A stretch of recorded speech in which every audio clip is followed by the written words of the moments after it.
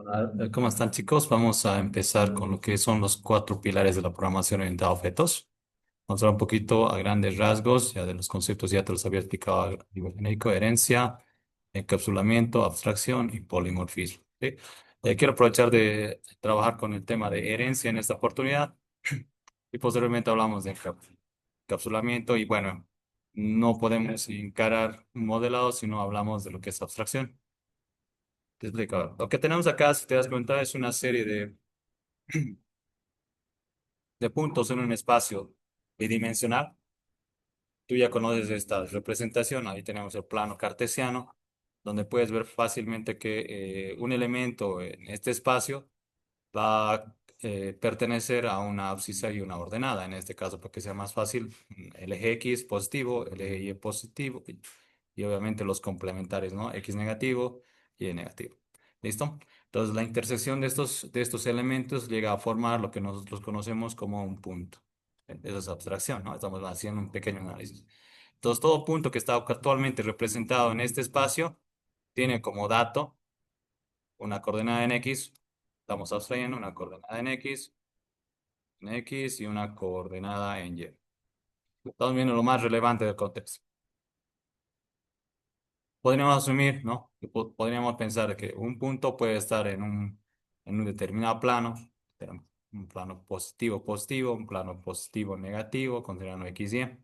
O pero menos negativo, positivo, negativo, negativo, positivo, negativo, ¿no? Podríamos asumir, podría pensar. Entonces, uno podría pensar, tal vez acá tenemos, ¿en qué plano está, no?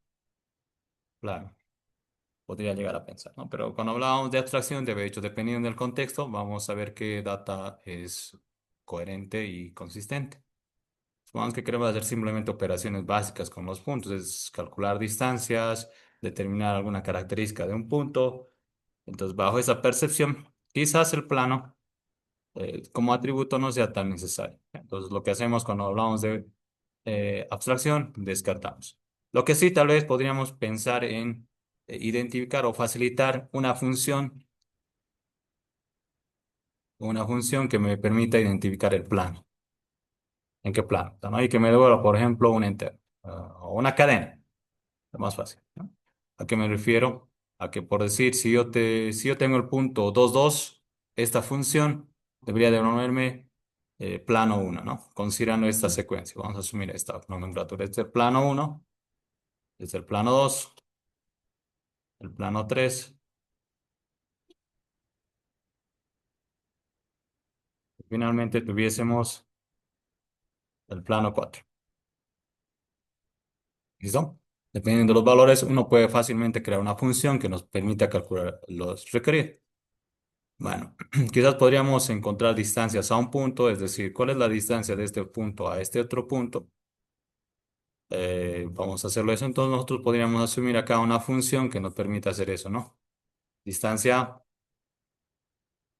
y le podríamos facilitar un punto. ¿Listo? Entonces vamos de esa manera abstrayendo, ¿no? Podríamos, yo qué sé, eh, crear un vector, crear vector, si es que se hubiese la necesidad, ¿no?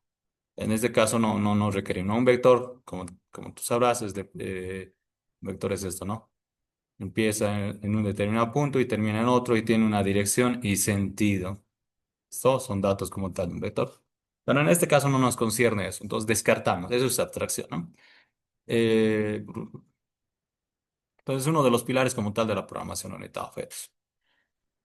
Lo que requiero ahora es pensar en este concepto que es bastante útil, ¿sí? Relacionado a lo que es la herencia. A grandes rasgos, la herencia simplemente es una forma de percibir o encarar el modelado de un esquema de objetos, considerando la reutilización de código. Entonces, para implementar eso, vamos a hacer primeramente un pequeño ejemplo y hacer funcionar como tal esta clase.